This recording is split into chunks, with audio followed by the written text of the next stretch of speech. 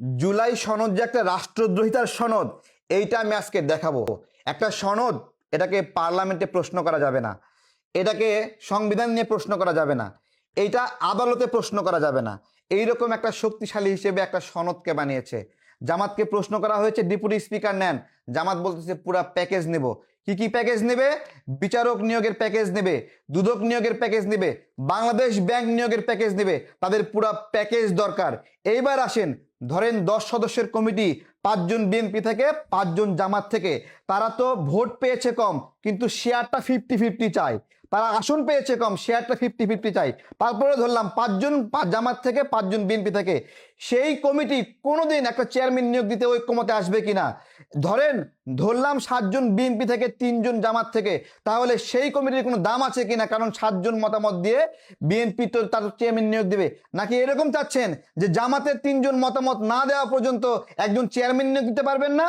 এই জুলাই সনদ একটা রাষ্ট্রদ্রোহিতা সনদ, বাংলাদেশকে আজীবনের জন্য পঙ্গু করার জন্য, মব সৃষ্টি করার জন্য এবং মব দীর্ঘস্থায়ী করার জন্য এটা করা হয়েছে। যেদিন শপথ গ্রহণ অনুষ্ঠান হয়, 2টা শপথের আয়োজন করেছে, ওইটা ছিল আরেকটা মবের ষড়যন্ত্র। ধন্যবাদ জানাই যে সেই মবের ষড়যন্ত্রে বিএনপি পা দেয় নাই। আজকে জুলাই সনদকে বলতেছে আদালতে প্রশ্ন করা যাবে না। দেখেন কি একটা ব্যবস্থা করেছে, একটা দপ্তর সরকার চালাতে পারবে না সঠিকভাবে, জায়গায় জায়গায় বিরোধী দলকে দিয়ে বাধা দিবে। আচ্ছা, আমার একটা কথা, এইটা কি গণতান্ত্রিক? বাংলাদেশের জনগণ ভোট দিয়ে পাঠালো একটা দলকে, তারা সরকার চালাবে, সেইখানে এই সকল নিয়োগ নিয়ন্ত্রণ করবে বিরোধী দল। তাহলে একটা কাজ করেন, জনগণ ভোট দিয়ে পাপ করছে, জনগণের সেই পাপের ফসল হিসেবে সবকিছু একবারে বিরোধী দলকে দিয়ে দেন। নামে সরকারি দল থাকবে, কিন্তু সব চালাবে বিরোধী দল।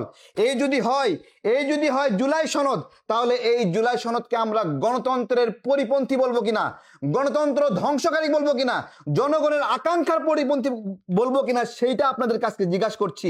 যে একটা ডক্টর ইউনূস মবের শাসন করছে, বাংলাদেশকে দীর্ঘস্থায়ীভাবে মবের মধ্যে ঢুকায় গেছে কিভাবে, আজকে আপনারা সেটাই দেখেন। তার চেয়ে গুরুত্বপূর্ণ এই যে সনদ, এইটাকে 72-এর সংবিধানকে চ্যালেঞ্জ করার জন্য তারা ব্যবহার করতে চায়।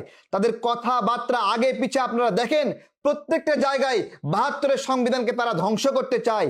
তাই যদি হয়, তাহলে আমাদের এই মুক্তিযুদ্ধের উপরে জায়গা দিতে হবে এই সনদকে।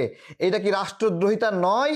জনগণ ভোট দিয়ে একটা পার্লামেন্ট বানিয়েছে, সেই পার্লামেন্টের চেয়ে এই সনদকে জায়গা দিতে হবে। তাহলে এটা একটা রাষ্ট্রদ্রোহিতা নয়? খুব সূক্ষ্ম ও সুকৌশলভাবে আমাদের সংবিধান, আমাদের পার্লামেন্ট, আমাদের যে মুক্তিযুদ্ধ, সবকিছুকে অকার্যকর করে জুলাই সনদকে এমন একটা জায়গায় তুলতে চায় যেটাকে নাকি আদালত প্রশ্ন করতে পারবে না। তার চেয়ে গুরুত্বপূর্ণ, বাংলাদেশে নিবন্ধিত 63 রাজনৈতিক দলের মধ্যে অধিকাংশ দল এই সনদে স্বাক্ষর করেনি। যেহেতু অধিকাংশ দল স্বাক্ষর করেনি, তাই এটা অধিকাংশ দলের সনদ নয়। এবং এইটা বাংলাদেশের অধিকাংশ জনগণ এটার পক্ষে হাঁ দেয়নি। যেহেতু হাঁ দেয়নি, বাংলাদেশের সকল জনগণের এটা অভিপ্রায় নয়।